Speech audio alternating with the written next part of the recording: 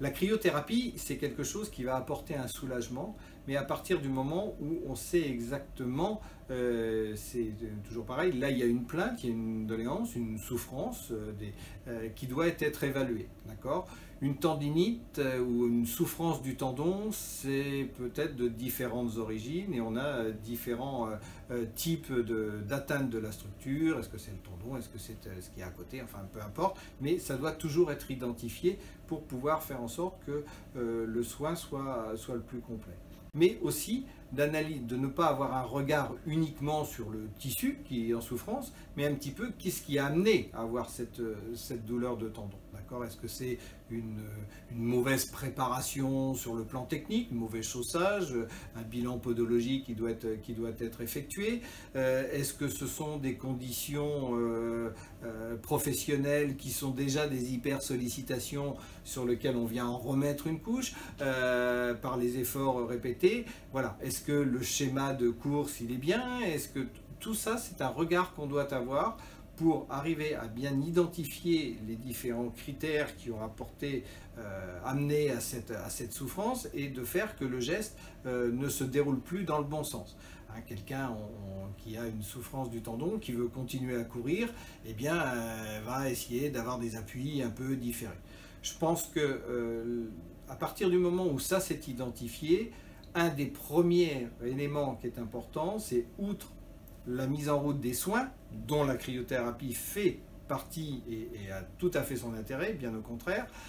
En plus, c'est quelque chose qui est non médicamenteux, donc qui peut s'incorporer dans d'autres traitements associés sans avoir d'interférence, mais qui va surtout permettre aussi d'accompagner après une phase où on a retrouvé une indolence ou une relative aptitude aux gestes de la vie quotidienne, de pouvoir remettre des doses de charge progressives, bien dosées, bien réévaluées, bien rééquilibrées, et d'accompagner ce qu'on appelle dans le sport un peu élite le réentraînement, la réathlétisation, mais qui est simplement le fait de retrouver la bonne dose pour le bon état physique et physiologique du sujet tel qu'il se présente. La cryothérapie a tout son sens dans cet accompagnement-là, parce qu'on va justement permettre de récupérer des efforts de préparation pour pouvoir mettre en place la dose d'effort que la compétition, que l'exercice en lui-même va demander.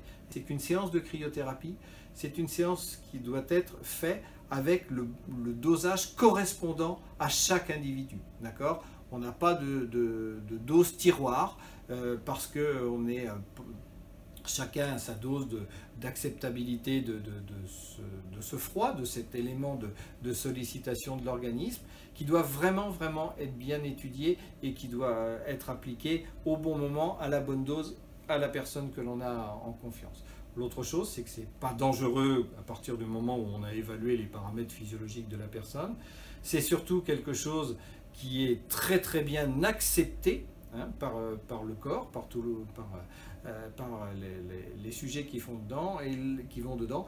Et la première des constatations, c'est que ce sont les gens les plus frileux qui aiment le mieux, puisqu'on travaille, même si ça s'appelle du froid, c'est un froid qui est 100% sec, chose qui n'existe pas dans la nature, qui est créée de toutes pièces par l'outil qu'on utilise pour réaliser ces séances, et qui fait qu'on a vraiment les gens en sortant vont vous dire « Ah, si j'avais su que c'était ça ».